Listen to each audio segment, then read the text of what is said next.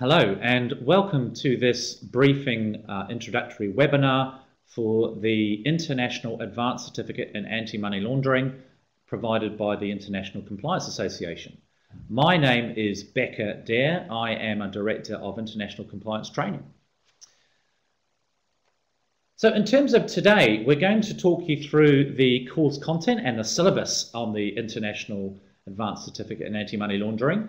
We're also going to talk about the journey that you will undertake during your studies, including the workshops, the assignment and examination, the assessment as a whole, and just some advice and discussion of the approach that you should take to study. So in terms of the International Advanced Certificate in AML itself, the key features of it, it will be delivered either through 2 days of face-to-face tuition at 2 workshops, or through distance learning. If you're undertaking the course via distance learning, you will receive, as well as the course materials, an additional course workbook and individual webinars per unit of the program, as well as independent tutor support. The course involves the submission of 1 written assessment, which we'll look at shortly, and one and a half hour written exam with an additional 15 minutes reading time, which is an open book exam. And again, we'll explore this shortly. The course will take approximately 6 months to complete. So in terms of the syllabus, it's a mixture of the theory and the practical, giving you both the bigger picture and a lot of emerging best practice to help you as well. So the course is broken down into 10 modules, and we begin by looking at the context around anti-money laundering. So what is the latest thoughts on how organised crime and corrupt politicians actually move and conceal their assets? How do they structure transactions, and how do they target firms and institutions? We'll also look at the key international bodies engaged in fighting anti-money laundering, such as the United Nations, the Financial Action Task Force, and the European Union. And we'll talk about not just how they shape the international environment in terms of law, but how we can use the tools that they provide to better do our jobs and help our organisations.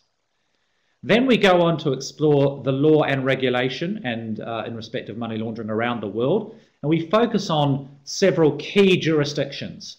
We also, throughout the course, give you the opportunity to focus on jurisdictions that are of particular interest to you, perhaps a jurisdiction which you are currently practicing or researching.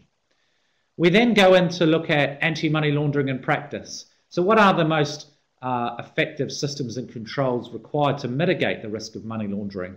What does the risk-based approach to money laundering look like? How do you introduce effective monitoring and controls, training, processes and procedures? We then go on to the really high-profile topic of sanctions, both financial sanctions and trade sanctions. This is trying to ensure that you're not dealing with organisations or individuals or jurisdictions which are prescribed on appropriate or relevant lists. We look at some of the big international sanctions regimes, such as the OFAC regime, the European Union regime, and the UK and other international lists as well. And on a practical level, focus on some of the challenges around actually screening your customers and clients and counterparties against these lists. Then a really key aspect of the course is customer due diligence. And this is an area of dramatically increased regulatory expectations around the world. It's no longer enough to do customer due diligence in a superficial or prescriptive tick box way. Particularly in respect of medium to higher risk customers or counterparties, it's important now that this is undertaken on a meaningful basis. So identifying and verifying source of wealth, intended use of accounts, unwrapping corporate structures to identify the real ultimate beneficial ownership is vitally important. And we'll be examining practical case studies which bring this topic to life and demonstrate exactly what best practice is. The real focus at the moment is on engaging staff to think more critically about this subject.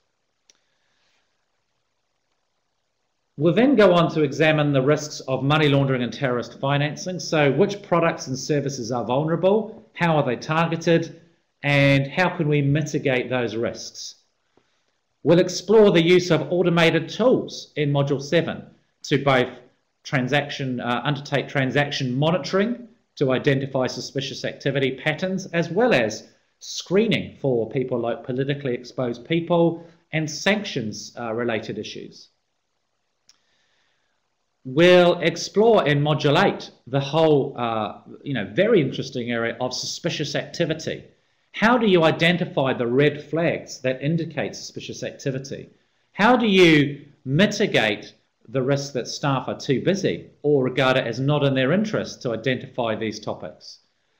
How do they evaluate their suspicious activity?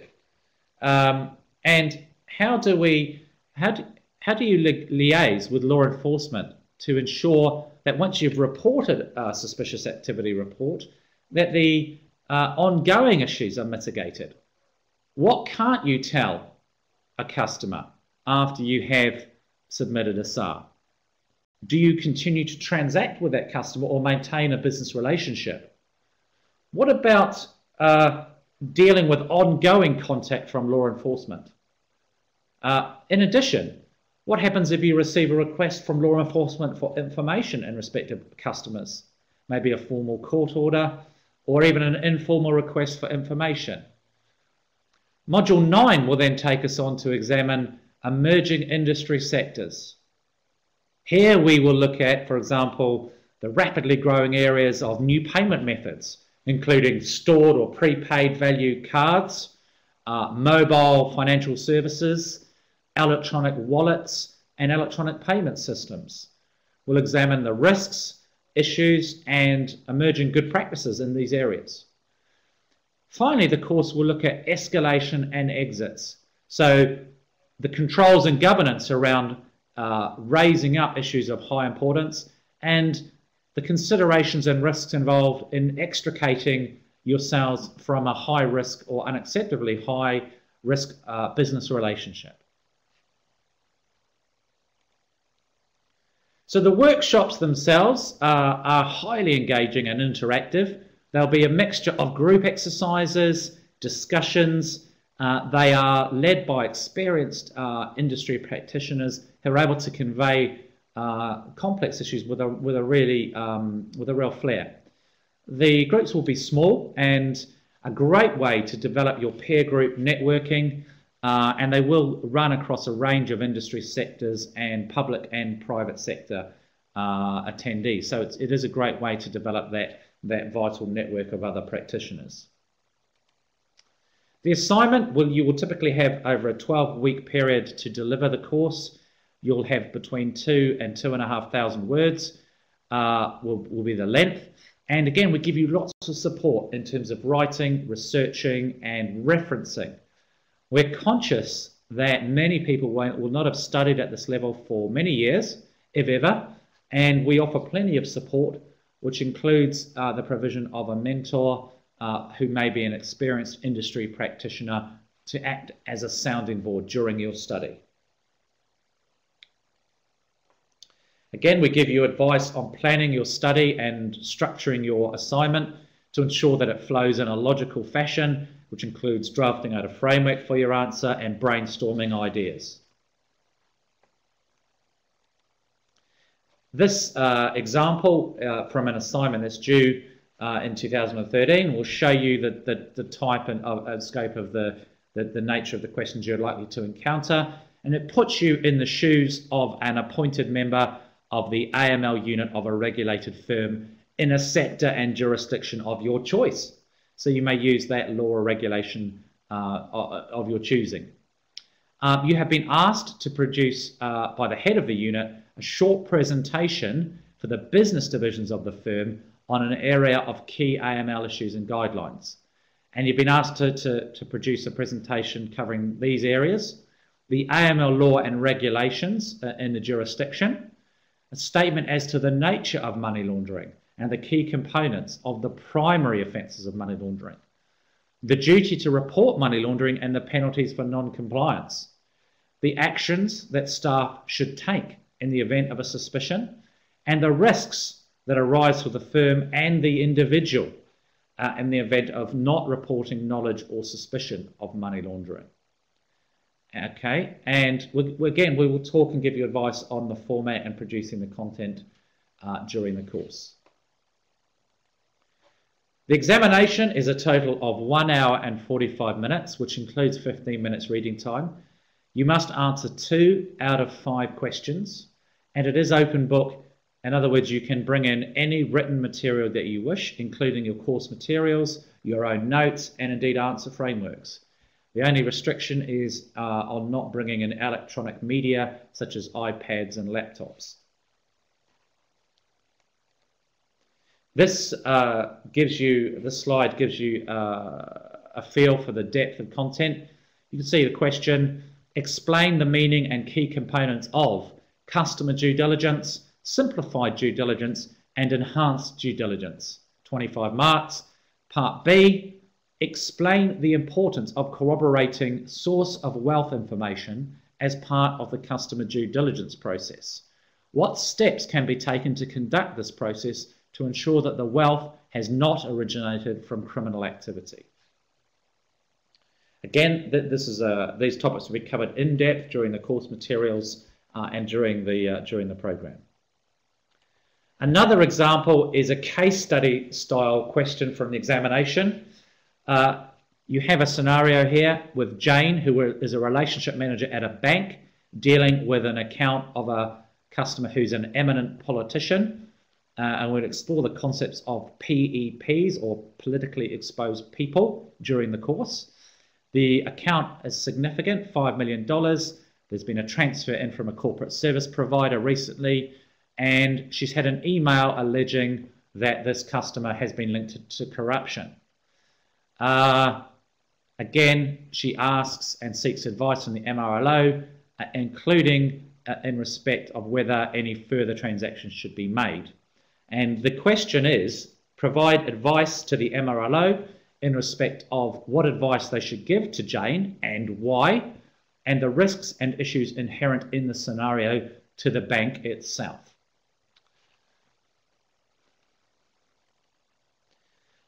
So again, in terms of preparing for the examination, there is plenty of support and advice in terms of revision and content and planning your study to try and ensure that you have a work-life balance that's vaguely maintained.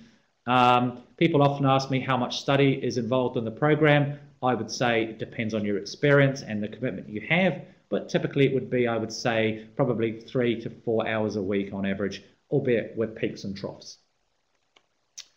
And again, key to this will be research and independent reading. We will give you plenty of advice on research materials and further reading information. Making your own notes, very important.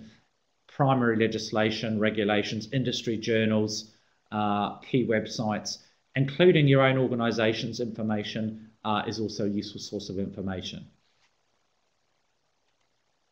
The assessment overall for the program is 50% is an overall pass mark for the course, and that mark, your final mark, will be split 50% between the assignment and 50% between the examination. The course is awarded overall with either a pass mark, a merit, or a distinction grade.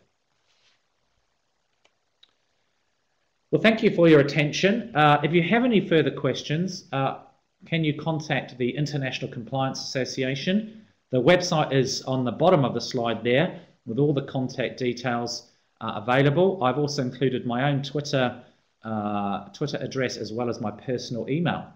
And I look forward to seeing many of you on ICA programs in the future. Thank you.